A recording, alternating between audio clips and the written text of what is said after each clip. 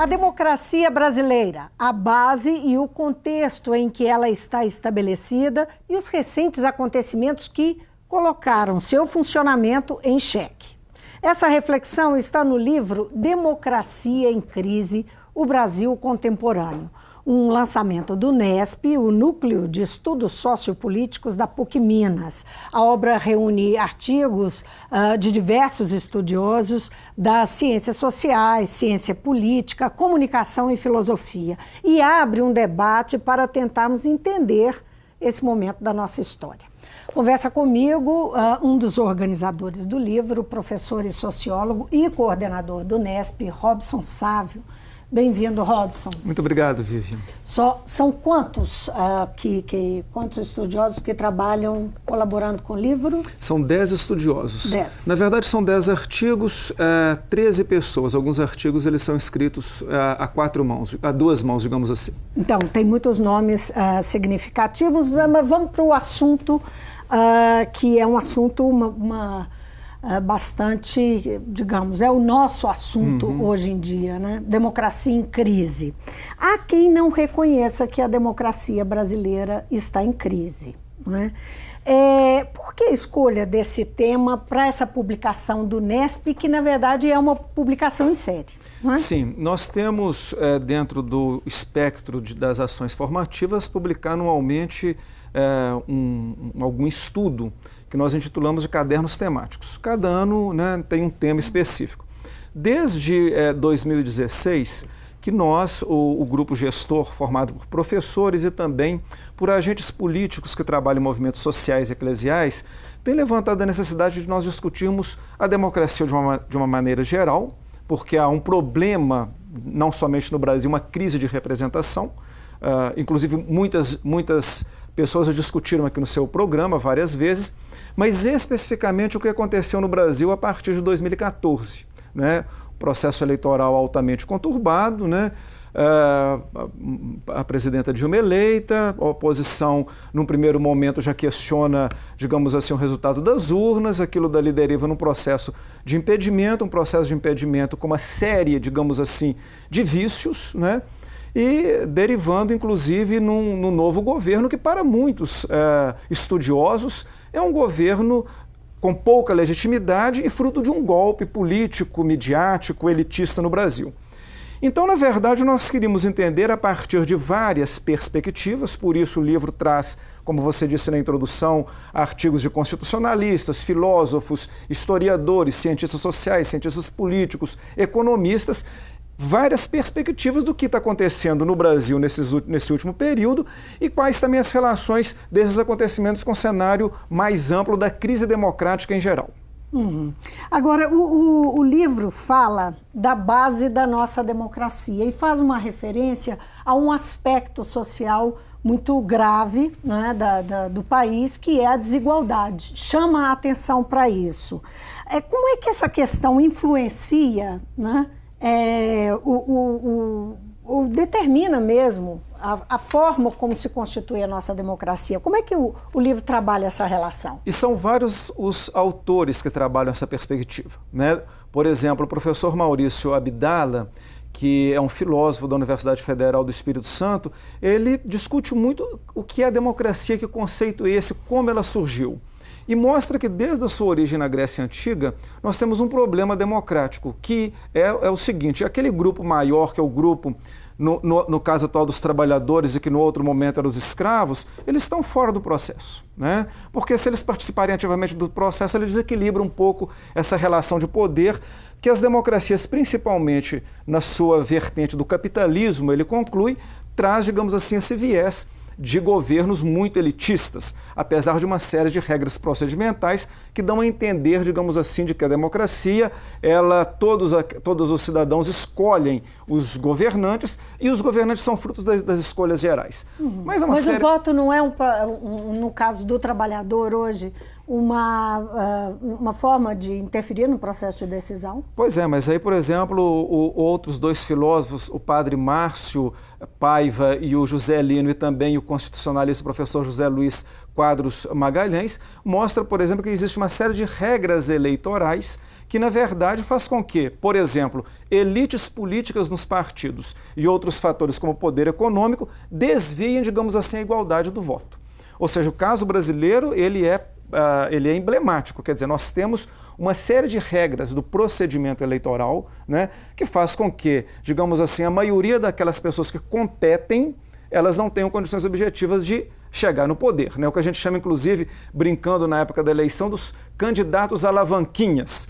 Ou seja, aquela quantidade de candidatos que os partidos organizam, mas que vão conseguir, através de coeficiente eleitoral e outras armadilhas eleitorais, transferir votos, né, para os líderes, né, as elites dos partidos e aqueles que têm mais condições. Isso, por exemplo, é um problema da democracia representativa, né? Não é à toa que as pessoas sempre dizem, eles não me representam, porque quando você vê, né, uma Câmara de Vereadores, uma Assembleia Legislativa, um Congresso Nacional, você vê a diferença entre aqueles que estão lá e a diversidade da população. Em quaisquer questões, na questão socioeconômica, étnico-racial, geracional, na questão que é fundamental, né, na questão dos grupos de interesse que lá estão representados. Né? Agora, me chamou a atenção um aspecto dessa questão da desigualdade que foi abordada no livro de forma comparativa, mostrando que a elite brasileira lidou diferentemente em relação à elite inglesa. Inglesa, exatamente. Né? O comportamento foi um pouco diferente. Eu queria que você tocasse nessa questão, porque é muito interessante, me chamou a atenção. Né? A professora Leia Souck, que é da PUC Minas... Só fazendo uma observação, existe uma frase famosa atribuída ao Sérgio Porto, que o brasileiro nunca teve uma elite à altura. Vamos ver se encaixa aí nesse raciocínio. Mas então, a professora Leia, ela faz uma comparação entre um pouco a democracia que aconteceu, o que acontece no Reino Unido, né? E o que aconteceu no Brasil através do estudo do Marshall, né, que é um estudioso famoso e que sempre o desenvolvimento democrático passa um pouco pelo estudo dele. Né? O professor Vanderlei Guilherme dos Santos tem estudos sobre ele, Zé Murilo de Carvalho. E a Lela mostra o seguinte, parece que há um certo consenso, né, na arquitetura da democracia inglesa, cujo Marshall é o principal, digamos assim, teórico, que a democracia ela só é possível se concretizar se você, de alguma forma, diminuir um pouco as desigualdades. Porque quando você tem imensas desigualdades, o ideal democrático não se concretiza.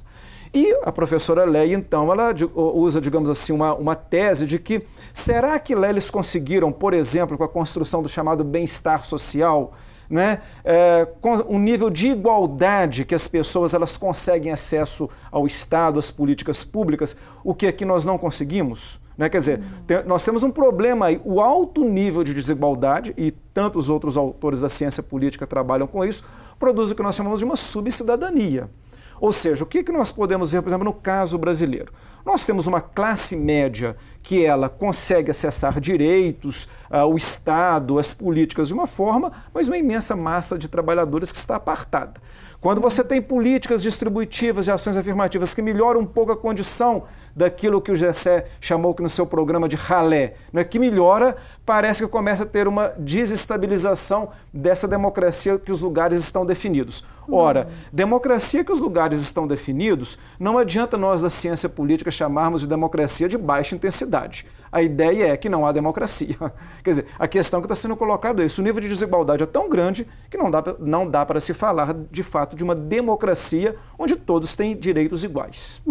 O livro toca também numa outra questão, que é uma questão que está sempre aí na ordem do dia, até porque ela está explícita, que é o papel da mídia em todos esses, a força do papel da mídia nesses acontecimentos recentes. Como é que é a abordagem no Democracia em Crise? Olha, eu destacaria dois artigos importantes. Um do jornalista João Paulo Cunha, que fez um estudo, inclusive parte dele em comemoração ao Sindicato dos Jornalistas aqui de Minas Gerais. E esse estudo ele é muito feliz em mostrar que, ao longo do tempo e nos últimos tempos no Brasil, a mídia empresarial tem produzido uma espécie de um discurso único. Ora, ao produzir um discurso único, ela vai interferir fundamentalmente, digamos assim, na percepção do eleitor e do cidadão e distorcer, eventualmente, fatos. Por quê? Porque numa sociedade tão plural como a nossa, é preciso que apareça diversidade, inclusive no campo político. Quando você tem um único discurso, né, na verdade, você elimina toda a pluralidade, toda a polissemia, digamos assim, de outros segmentos que precisam de ser vocalizados para propiciar disputas e se chegar a consensos. Então, o artigo dele é muito interessante porque, inclusive, ele chama atenção, estava comentando aqui antes, que é um artigo que precisa de ser lido fundamentalmente hoje nas escolas de jornalismo, né? Fundamental para o estudante, nós trabalhamos com formação política, então esses artigos foram pensados também para os estudantes, né, das várias áreas, que precisam de entender, né, o compromisso ético do jornalismo. Né? Nós não podemos ter um jornalismo que determina a opinião, né? Aquilo que se convencionou chamar de que a opinião publicada passa a ser a opinião pública. Né? Isso é muito ruim. Aliás, um dos critérios da democracia procedimental é a pluralidade de informação e de vozes. E eu chamaria atenção para um outro artigo também, que discute a questão do processo de impeachment, que é da professora Amara Telles, que trata de como que a mídia, principalmente durante a campanha da ex-presidente Dilma e durante o processo de impeachment, começou, digamos assim, a tratá-la de forma caricata, violenta, e que isso, na verdade, começou a formar certos consensos de vários níveis, inclusive sobre o papel da mulher na política e, digamos assim, reforçando digamos, uma cultura machista, autoritária, de que a mulher é incompetente nessa área. Né? Então, o artigo dela é também muito elucidativo para a gente pensar o papel da comunicação, como interfere no jogo político e na democracia, e como ele é criador de estereótipos e pode, na verdade, viciar o processo democrático. Um outro aspecto dessa análise é a questão da emergência do conservadorismo no Brasil. Né? Sim, é um artigo muito interessante do professor Rudar Rissi, né, que também é frequentador desse programa, e ele faz uma distinção entre o pensamento conservador de base, digamos assim, moral, e o pensamento político conservador. Né? Porque existe, às vezes, uma tendência das pessoas de achar que o pensamento conservador ele é um pensamento fascista. Né? Quer dizer, existe uma moral conservadora que ela, às vezes, debanda muito para um certo moralismo, e o moralismo autoritário, que determina modos de vida e costumes, e impõe formas que todas as pessoas devem agir, caso contrário elas são expurgadas daqueles grupos, isso é o que a gente chama de um moralismo de base mais comportamental, mas sob o ponto de vista do conservadorismo político, a sociedade brasileira ela tem essa base desse conservadorismo, né, está nas nossas práticas do cotidiano, e também nós temos um conservadorismo político que ele tem, digamos assim, grandes expoentes, né? Pessoas que desenvolvem a teoria democrática a partir, né, dessa base, são liberais conservadores, mas que dialogam com os outros segmentos da democracia, né, e inclusive ajudam no desenvolvimento de uma cultura democrática. Então é só fazendo fundamentalmente essa distinção, que nós não podemos usar conservadorismo como sinônimo de reacionarismo, como sinônimo de fascismo no campo da política. Ter esse cuidado, porque principalmente nas redes sociais, hoje em dia, está tudo muito misturado, muito confuso e parece que tudo é a mesma coisa. Agora, há um crescimento em diversos países do mundo do conservadorismo, não é? E na verdade, de uma direita, e especificamente em alguns lugares, de uma ultradireita liberal. Como é que você enxerga, né, a nossa posição? Porque isso não é dizer que a emergência da direita no Brasil é uma coisa nossa. Não é. Né? Mas como é que você separa e aproxima essa situação do Brasil em relação a outros países do mundo?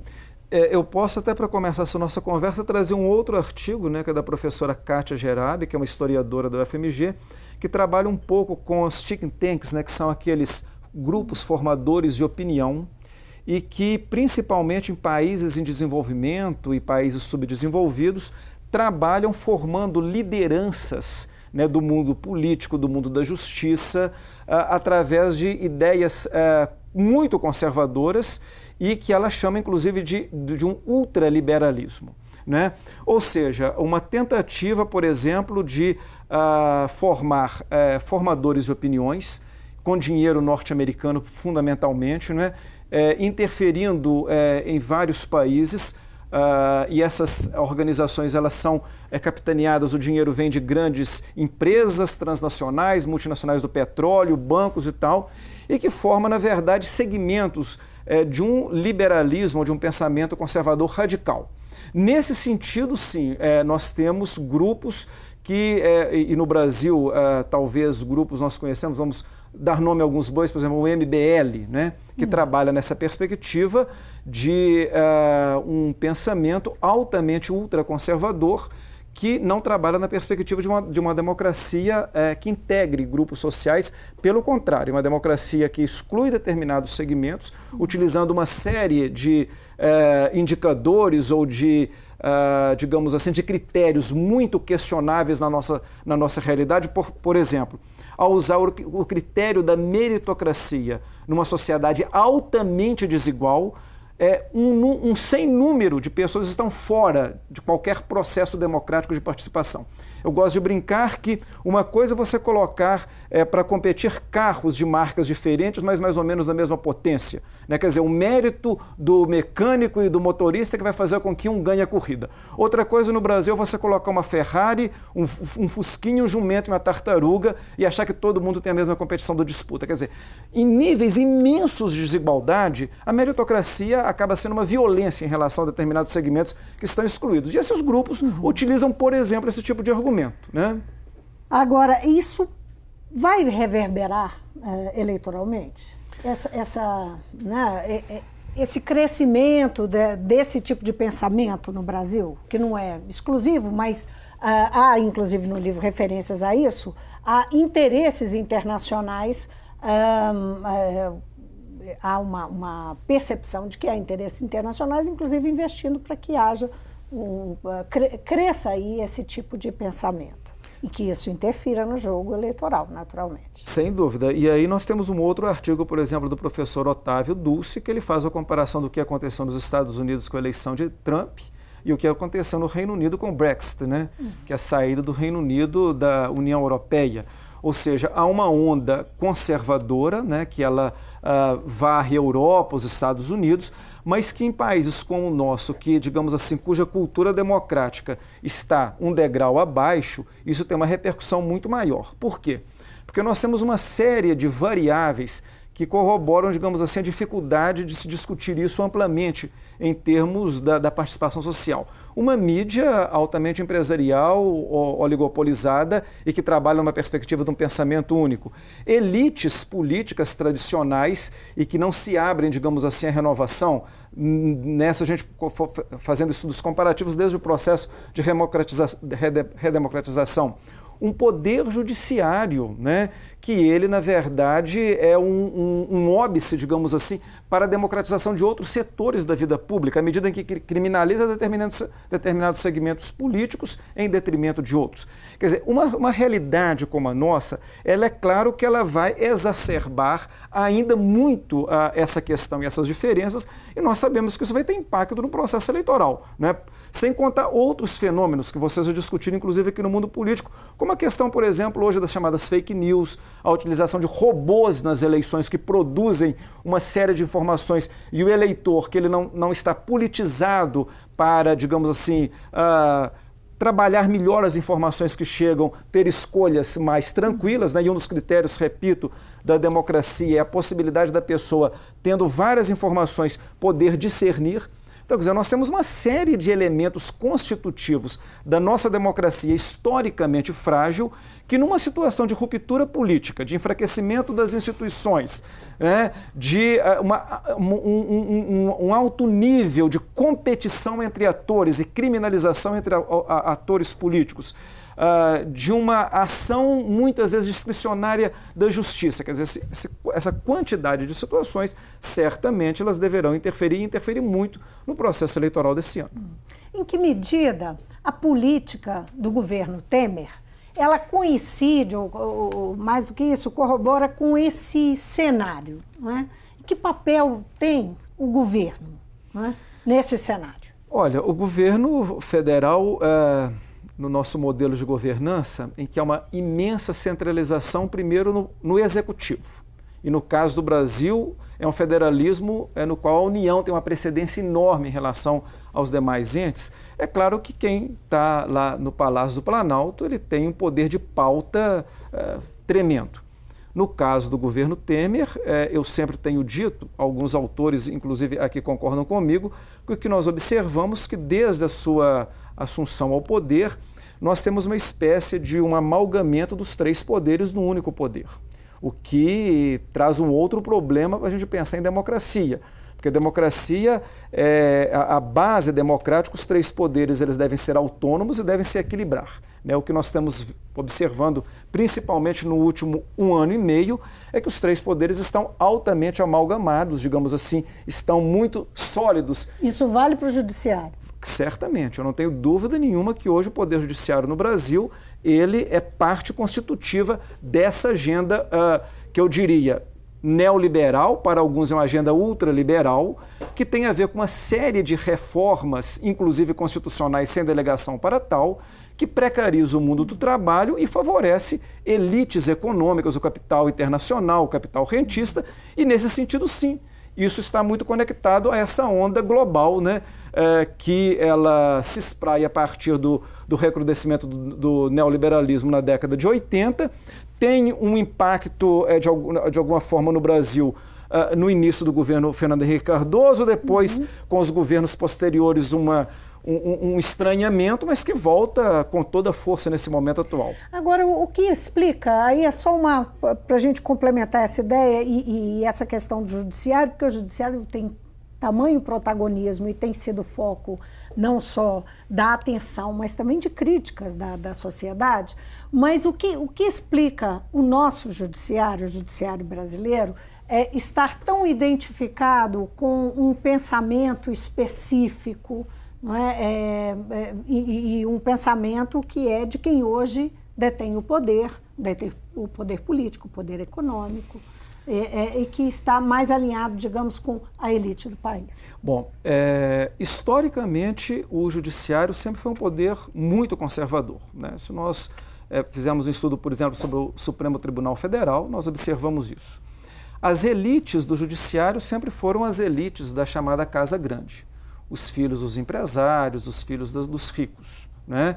Nós, por exemplo, tem uma foto emblemática do Tribunal de Justiça de São Paulo, que tem lá cerca de 100 pessoas na foto, deve ter uma pessoa negra e 3 mulheres, né? Então mostra o nível de elitismo desse poder. Com o advento da Constituição Federal de 1988, sempre se pensou trabalhar um Estado democrático de direito e houve um fortalecimento muito grande do setor da justiça, né? Ministério Público, Poder Judiciário, etc. e tal. E por incrível que pareça, esse fortalecimento para proteger a Constituição, que é uma Constituição garantista, num determinado momento começou a ter uma reversão, né? Uma série de decisões, instâncias de base, mas também instâncias superiores, começaram, na verdade, a corroborar, digamos assim, em políticas que justamente afrontam os direitos constitucionais, né? E isso parece que está muito presente nos últimos tempos. E nós temos situações das mais kafkianas, né? Por exemplo, o caso do juiz Sérgio Moro, que inclusive sempre está presente em atividades patrocinadas por esses formadores de mentalidade, né? de opinião nos Estados Unidos, etc. e tal. A gente só coloca lá no YouTube, ele sempre está presente nesses locais. Esse juiz de primeira instância, ele tomou uma série de atitudes que são, digamos assim, proibidas para um juiz da base e não foram, por exemplo, reformadas, né? E ele hoje é espécie de um grande mentor ou um grande líder dos segmentos mais conservadores da sociedade e não tem tido dos órgãos superiores nenhum tipo de correção. Pelo contrário, né? É muito elogiado pelos seus pares. Então, nesse sentido, a gente tem que pensar esse quadro mais amplo, né? Quer dizer, o judiciário no Brasil, ele sempre ficou, digamos assim, livre, por exemplo, do que aconteceu na ditadura, né? Nós já viemos aqui conversar sobre a Comissão da Verdade. Passou pela ditadura parecendo que nada tivesse acontecido. E a gente não sabe o que é isso. Mas parece que agora tem mostrado um poder, obviamente nós temos excelentes bons juízes e promotores, mas institucionalmente um poder altamente conservador e aliado ao governo de plantão.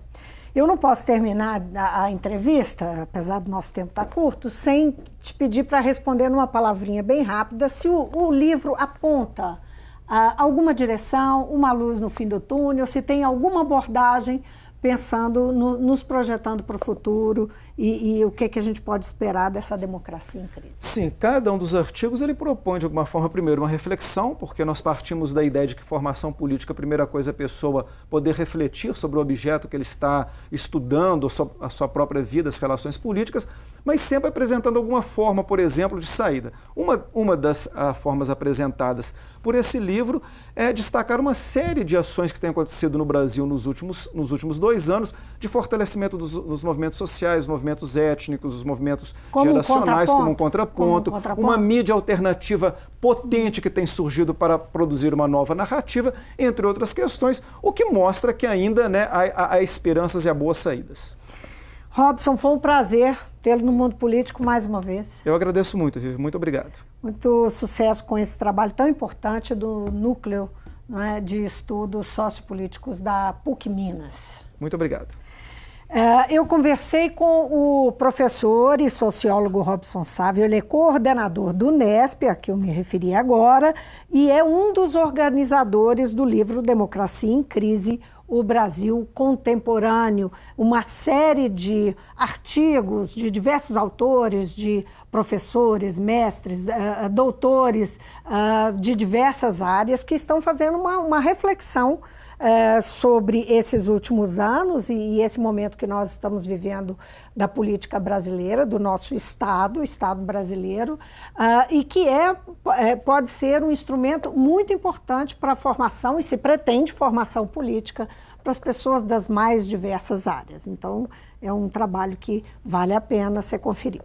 O Mundo Político fica por aqui. Obrigada por nos acompanhar e até o próximo programa.